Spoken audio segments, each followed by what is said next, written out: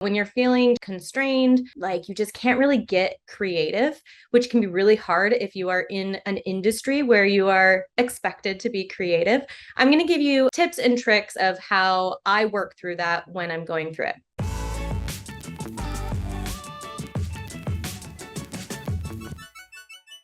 Hey everyone, welcome to Design, Create, Inspire with me, Bryn Young. These are things that we all deal with. When we go through creative blocks, a lot of times it can be this perfectionist coming in or us really wanting to have control. And it's so ironic because it's usually with creativity when you stop thinking about it, when you're sleeping, when you're doing something totally different, that's when those creative experiences happen. Ironically, it's the release of the control that ends up making you the most creative. And in something like architecture, it's like a dichotomy because we're in this very science, math-based industry that does have a lot of control. At the same time, we're in this creative space where we're not supposed to have control.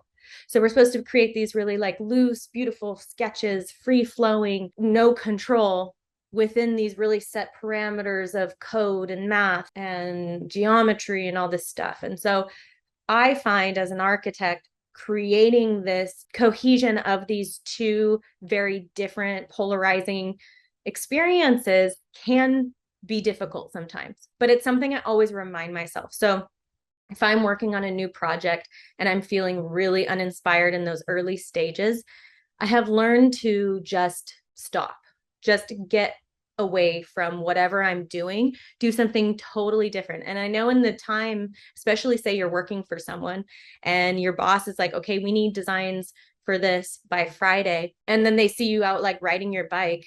You probably feel like, oh my God, I'm not doing my work. I'm supposed to be doing this.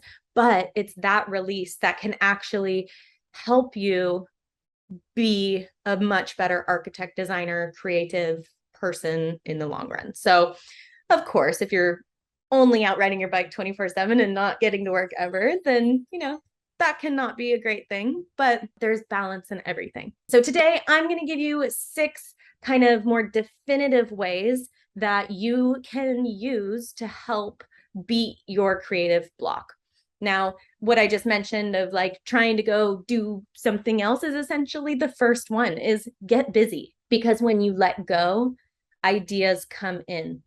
And especially with something like architecture, usually we are filled with creativity and new ideas when we're experiencing something different, whether it's going outside and seeing some landscaping or interacting with someone and something that they say, it pops up and it comes into our brain. So getting busy with something else puts our mind into this new framework without so much pressure. So get out there, get busy, try to release control of the current situation. Number 2, write it down, but then move on. Now, again, I'm going to be talking a lot about it, like moving on or trying new things. Again, that can maybe feel a little uncomfortable at first, but just bear with me. So one thing I like to do is I like to write it down. And what you can do here, which I think is a really fun challenge, is you could write down what it is you need to do, whatever that creative thing is, and then write down some like challenging questions. Now, you don't have to answer those questions right now, just write them down, then move on. And it's so ironic and crazy how sometimes those questions will be answered later down the thing. Like you'll be talking to someone that evening and all of a sudden they say something and you're like, oh my gosh, you just answered my question. How did you even do that? So write down what it is you're looking to do. Write down some of like the most challenging maybe aspects, if there is any challenging aspects, or maybe like whatever it is that's creating the most hurdle, or whatever you don't want to do, like whatever the like least favorite part of what you're doing. Like maybe you're designing something that's really challenging. And the idea of having to figure out this challenging aspect is like, I don't even want to do that. Okay, just write that down. Again, you're not forcing answers at this point. You're just putting it down and then move on. Number 3, work your brain in other ways. Learn something new. This could be play an instrument. Maybe you're learning how to play an instrument, or painting. Say you're trying to learn a new art medium. Listen to a podcast. So it could be a podcast that is totally unrelated to whatever creative industry or whatever creative block you're in.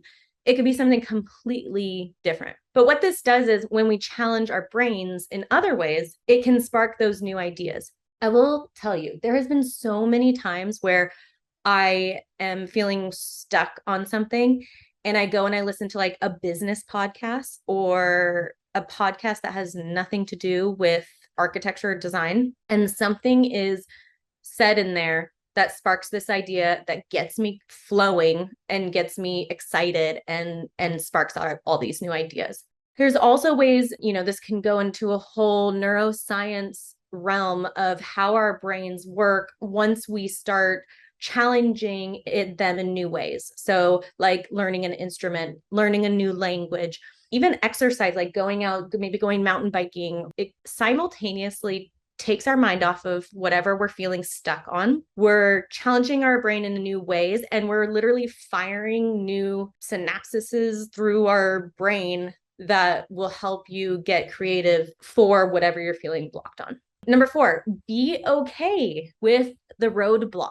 This can feel really stifling or frustrating, or say you have a deadline and you're like, you start spiraling because you're like, I'm not going to make this deadline. I'm not going to produce something great because I don't know what to do. Instead of continuing to spiral, and instead of continuing to force it, be okay with that roadblock.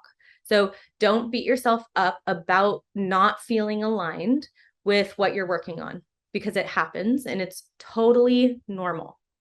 And it's so important, especially if you are in a creative industry, to understand that creativity ebbs and flows.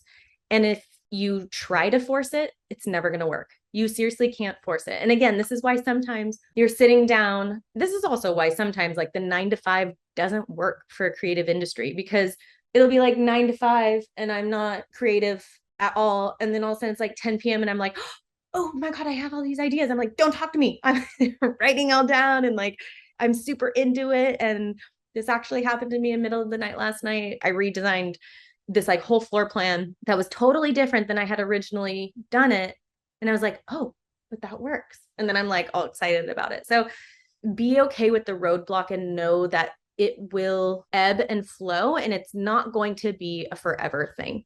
And once you do release that and you sit comfortably with that roadblock, honestly, usually that blockage passes. It is so important in life to start getting comfortable with the uncomfortable.